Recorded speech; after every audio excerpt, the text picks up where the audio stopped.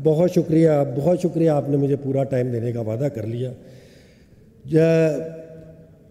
سب سے پہلے تو سر میں مذمت کرنا چاہوں گا ہمارے ایک آنریبل ممبر یہاں پہ، انہوں نے آج جو غلاظت یہاں پہ کہی وہ بہتر ہوتا یہاں پہ جو اسپیکر صاحب بیٹھے ہوئے تھے اس وقت، جو چیئرمین صاحب بیٹھے ہوئے تھے، وہ اسی وقت اس کو جو ہے وہ ایکسپنج کر دیتے تو ایک اچھا جو ہے وہ میسج آتا. لیکن انگریزوں کا ایک قول ہے کہ a man is known by his company he keeps. تو وہ جس طرح کی کمپنی تھی اس طرح کی انہوں نے، جس طرح کی وہ لیڈرشپ تھی اس طرح کا انہوں نے کہا.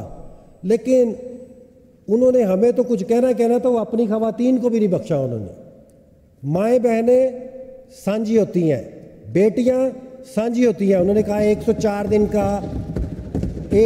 دن کا مجرا. ابھی بھی میں کہتا ہوں کہ اس کو ایکسپنج کر دیں. اگر آپ ایکسپنج نہیں کریں گے تو بات بہت دور تک جائے گی سر. اسی دھرنے میں 3 خواتین جو ہر دھرنے میں ہر روز شرکت ہوتی تھی، وہ 3 خواتین آج بھی یہاں پہ بیٹھی ہوئی تھیں.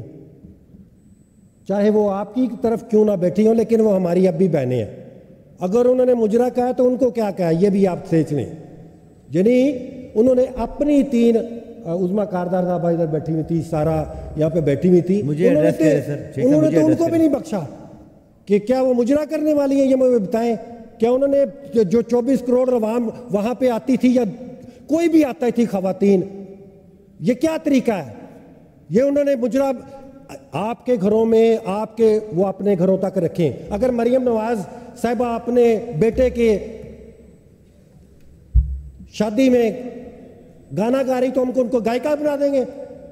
ان کو کہیں کہ یہ ایکسپنج کریں، آ کے معافی مانگے، نہیں تو یہ بہت غلط ہوگا سر.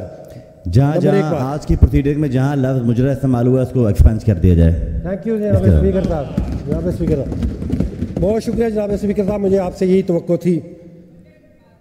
بجٹ پہ ہی آ رہے ہوں آپ کو، اور آپ کو بجٹ پہ ہی آج انشاءاللہ تعالیٰ ایسا ہوگا نا تو پھر میں سر آپ ہی کی طرف متوجہ ہوں. سر 8 فروری 2024 پنجاب کی عوام نے ایک انقلاب برپا کیا.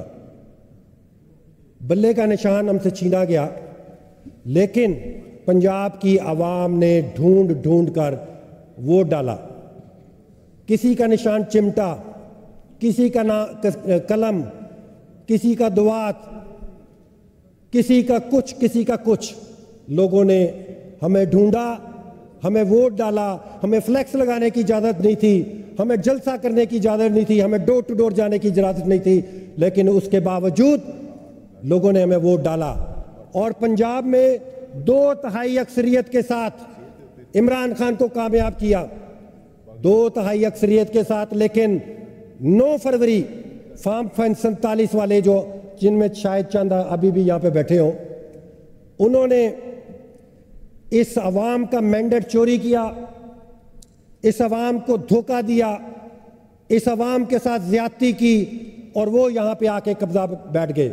آج بھی ہمارے 70 MP ایوان سے باہر بیٹھے ہیں اور یہاں پہ 70 مینڈیٹ چور اس طرف بیٹھے ہیں اور وہ تالیاں بجاتے ہیں. سر عمران خان اس وقت قید میں ہے. سر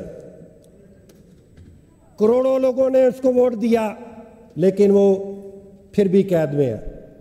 آج بہتر ہوتا اگر اس ملک میں، اس پنجاب میں واقعی ڈیموکریسی ہوتی تو آج ادھر کا وزیر خزانہ بجٹ پیش کر رہا ہوتا، نہ کہ فارم 47 والا جو ہے وہ بجٹ پیش کر رہا ہوتا.